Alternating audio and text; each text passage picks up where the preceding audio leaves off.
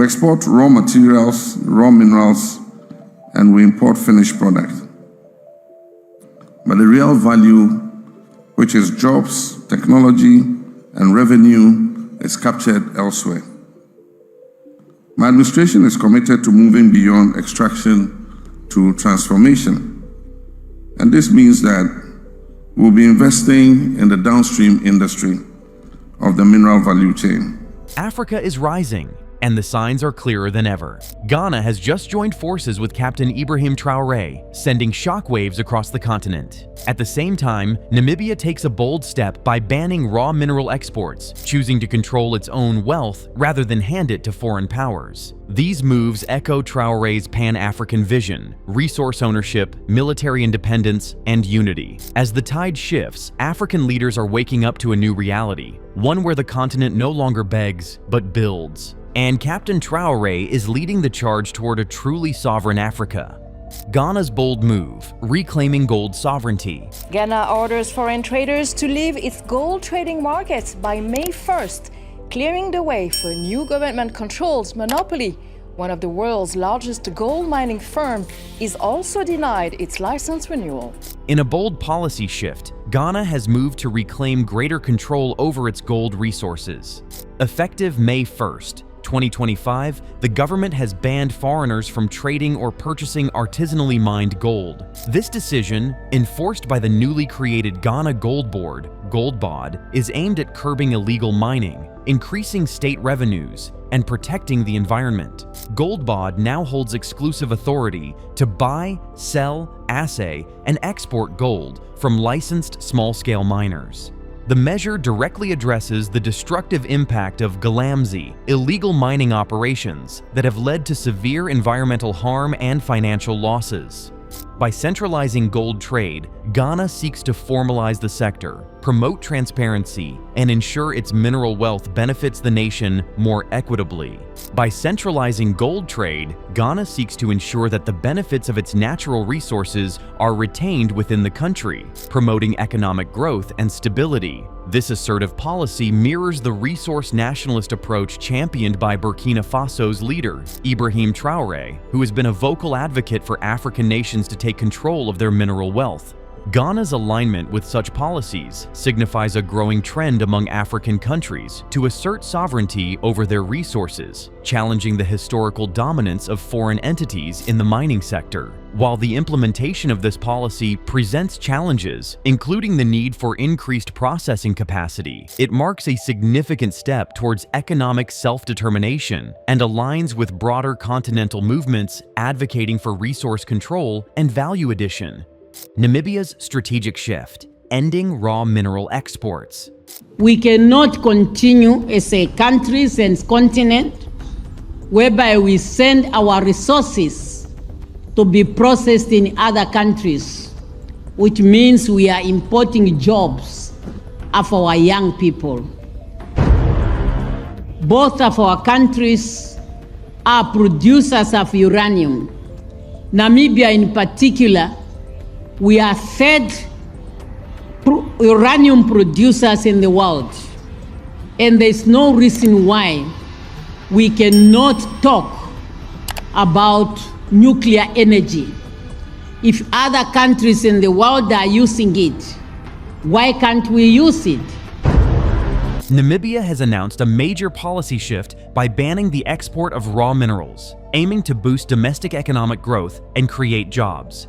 President Hage Geingob declared that the era of exporting unprocessed minerals is over, underscoring the country's commitment to value addition within its borders. This policy is intended to drive the development of local processing industries, allowing Namibia to capture a greater share of the global mineral value chain. The move particularly targets critical minerals such as lithium, cobalt, and rare earth elements, resources vital for the global transition to clean energy. By processing these minerals domestically, Namibia hopes to attract foreign direct investment, generate employment, and strengthen its industrial capabilities. The policy reflects a strategic attempt to move beyond being a mere supplier of raw materials and instead position the country as an active participant in high-value mineral markets. However, implementing this shift will require overcoming significant challenges, including the need for large-scale investments in infrastructure such as reliable water supply, power generation, and logistics systems to support mineral processing. Despite these obstacles, Namibia's firm stance mirrors a broader continental trend toward resource nationalism, where African nations seek to reclaim control over their natural resources. This approach aligns with leaders like Burkina Faso's Ibrahim Traoré, who advocate for mineral beneficiation within Africa. Together, these efforts reflect a growing determination among African countries to ensure that their natural wealth translates into meaningful, long-term economic development for their people. Traoré's vision: transforming Burkina Faso's mining sector. 2 years ago, President Traoré of Burkina Faso made a profound statement. He said, "Soon the factories will rise." This word of prophecy is now being fulfilled in Burkina Faso. Just last month, we celebrated Burkina Faso's first tomato factory. And now, we are celebrating the rise of another factory, the Burkinabe Gold Factory. Now, not only has Traoré launched a gold factory, but the factory is now operational and has produced Burkina Faso's first locally made gold bars. What a remarkable achievement. Under the leadership of Ibrahim Traoré, Burkina Faso has embarked on a transformative journey to overhaul its mining sector, emphasizing national control and value addition. In November 2023, the government approved the construction of the country's first gold refinery, aiming to process gold domestically rather than exporting it in raw form. This initiative is expected to create approximately 100 direct jobs and 5,000 indirect jobs, significantly boosting the local economy. Furthermore, in February 2024, Traoré's administration suspended the issuance of export permits for small-scale private gold production. This measure targets the illicit gold trade, ensuring that exported gold is properly documented and contributes to government revenue. By implementing these policies, Traoré seeks to establish a more formal and accountable system for gold exports, enhancing transparency and maximizing economic benefits for Burkina Faso. These actions reflect a broader strategy to assert national sovereignty over natural resources, reduce dependency on foreign entities, and promote sustainable economic development. Traoré's approach serves as a model for other African nations aiming to reclaim control over their mineral wealth and ensure that the exploitation of natural resources translates into tangible benefits for their populations. The Alliance of Sahel States, a unified front for resource control. Mali, Burkina Faso, and Niger have come together to form the Alliance of Sahel States. Each is ruled by a military junta, and that's led to a split from the larger West African regional bloc, ECOWAS. The three military rulers have pledged to support each other against outside threats and internal security challenges. But can they find success by going it alone? Or will a divided Sahel region make regional challenges even more difficult to tackle? We'll bring in our guests in a moment, but first, this report from Fintan Monahan. The formation of the Alliance of Sahel States, AES, comprising Burkina Faso, Mali, and Niger, represents a significant geopolitical development in West Africa. These nations, rich in natural resources like gold, uranium, and lithium, have united to assert greater control over their mineral wealth and reduce dependency on Western powers. The AES aims to renegotiate relationships with foreign companies, ensuring that resource extraction benefits the member states more equitably. For instance, Niger, a major uranium exporter, has revoked mining rights from foreign entities to reclaim sovereignty over its resources. Similarly, Mali has taken steps to nationalize parts of its mining sector, and Burkina Faso, under Traoré's leadership, has withdrawn exploration licenses from foreign companies. These actions signify a collective move towards resource nationalism, where African nations prioritize domestic interests in the management of their natural resources. The AES's unified stance challenges the historical exploitation of African resources by foreign powers and sets a precedent for other regions on the continent. By collaborating, these countries aim to strengthen their bargaining power, foster economic independence, and ensure that the exploitation of their mineral wealth translates into sustainable development and prosperity for their populations. Ghana's challenges in implementing mineral export bans. Ghana's economy has been heavily reliant on the export of raw materials, such as gold, cocoa, and crude oil, leaving us vulnerable to global price fluctuations and external shocks. We must end this dependence. It is time to transition to a value-added industrialized economy that creates jobs, that boosts exports, and reduces our reliance on imports. While Ghana's decision to ban the export of raw minerals marks a significant step towards economic self-reliance, the implementation of this policy faces notable challenges. One major hurdle is the country's limited processing capacity. For example, the Volta Aluminum Company, VALCO, Ghana's primary aluminum processing facility, currently lacks the capacity to process all the bauxite produced domestically. Efforts are underway to retrofit VALCO and increase its processing capabilities, but these initiatives require substantial investment and time. Additionally, the necessary legislative instruments to operationalize the export bans are yet to be submitted to Parliament, delaying the enforcement of the policy. These challenges highlight the complexities involved in transitioning from raw mineral exports to value-added processing. Nevertheless, Ghana's commitment to this policy reflects a broader continental trend towards resource nationalism and economic diversification. By addressing these implementation challenges, Ghana can position itself to reap the full economic benefits of its mineral wealth, reduce dependency on foreign entities, and promote sustainable development. This approach aligns with the vision of leaders like Ibrahim Traoré, who advocate for the beneficiation of minerals within Africa to ensure that the continent retains a greater share of the value generated from its natural resources. The impact of resource nationalism on foreign mining companies. There's no dispute that the Africa mining industry has immense potential due to the continent's vast reserves of minerals. But Africa mining industry faces complex and interlinked challenges.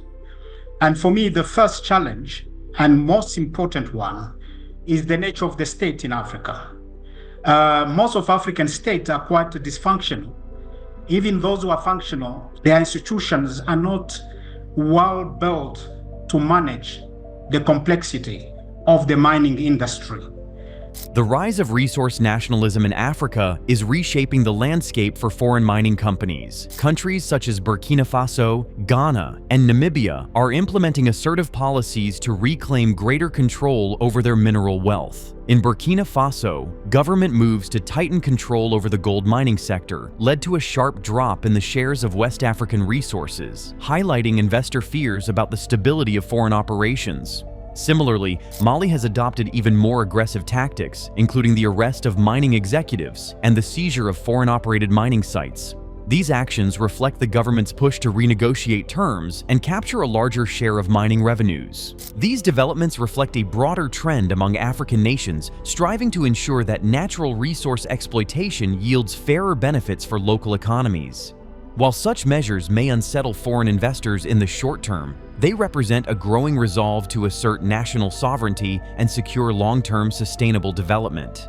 For decades, Africa's mining sector has been dominated by foreign interests, often at the expense of local communities and governments. Now, the shift toward resource nationalism signals a redefinition of these relationships, one where foreign companies are expected to operate on terms more favorable to host nations. This evolving dynamic marks a new era in Africa's engagement with global mining capital. Ibrahim Traoré, a symbol of African resource sovereignty. The coup that occurred in September 2022. Burkina Faso has entered a new chapter in its political and social history under the leadership of Captain Ibrahim Traoré. His government brought a wave of rapid change, especially in the defense and national development sectors. Although his steps have been controversial, it is undeniable that Traoré's approach marks a major shift in the direction of the West African country. Ibrahim Traoré has emerged as a prominent figure symbolizing Africa's push for resource sovereignty. Since taking power in a 2022 coup, Traoré has rapidly transformed from a little-known military officer into a popular anti-Western figure in Burkina Faso and across Africa. Promoted as a revolutionary leader akin to Thomas Sankara, Traoré's popularity stems from his calls for economic self-reliance, anti-colonial rhetoric, and strategic pivot from France toward Russia. His photogenic persona and strongman image have fueled a growing cult of personality, amplified by social media and AI-generated tributes. Despite his popularity, Traoré's regime faces criticism for suppressing press freedom, conscripting dissenters, and failing to restore national security. Burkina Faso's government controls less than half the country amid ongoing violence. Analysts argue that Russia exploits his image to advance anti-Western sentiment, reminiscent of Wagner Group propaganda. Still, genuine frustration with democratic dysfunction and Western double standards has led some Africans to view Traoré favorably, even welcoming coups if they oust corrupt leaders. Surveys reveal declining faith in democracy across the continent, with Burkina Faso seeing a notable drop. While critics warn of authoritarianism masked as populism, others see Traoré's rise as a symptom of deep disillusionment with post-colonial governance and international interference. The future of Africa's mining sector towards self-reliance. DRC's mining sector is undergoing a transformation with new geological zones, a hydropower-packed copper smelter, and investor-friendly reforms. However, security issues and change in foreign partnerships remain challenging. The recent policy shifts in countries like Ghana, Namibia, and Burkina Faso signify a broader movement across Africa towards self-reliance in the mining sector. By ending the export of raw minerals and investing in domestic processing capabilities, these nations aim to capture more value despite his popularity. Traoré's regime faces criticism for democratic backsliding, including delaying elections and concentrating power. However, many in Burkina Faso and the wider Sahel region view his leadership as a necessary break from decades of foreign-dominated economic systems that failed to uplift the local population. Traoré's policies, such as revoking foreign mining licenses, banning raw mineral exports, and establishing domestic gold refining, are not just economic reforms, but bold assertions of national pride and continental agency. His rhetoric often highlights the long-standing exploitation of African resources by colonial and neo-colonial powers, resonating deeply with youth across Africa who demand a new era of self-determination. Beyond Burkina Faso, Traoré has inspired leaders and activists in neighboring nations. The formation of the Alliance of Sahel States, AES, reflects a shared political ideology among Sahelian countries, rejecting Western interference and asserting joint control over their economic destinies. His alignment with Russia and distancing from France also symbolizes a broader geopolitical realignment in West Africa. Ultimately, Traoré has positioned himself not just as a national leader, but as a continental figurehead for resource nationalism, echoing the visions of past African revolutionaries who sought to reclaim the continent's wealth for its people. With Ghana now aligned and Namibia asserting its mineral power, Traoré's vision is no longer a dream. It's a movement. Africa is finally breaking the chains of dependency, one bold nation at a time. As more countries join this wave of self-determination, the old powers are starting to panic. But the people, they're inspired. Traoré's message is spreading. Africa will no longer be exploited, it will lead. This is just the beginning of a new chapter where African unity, pride, and strength are no longer optional. They are non-negotiable, and Traoré is the symbol of that future.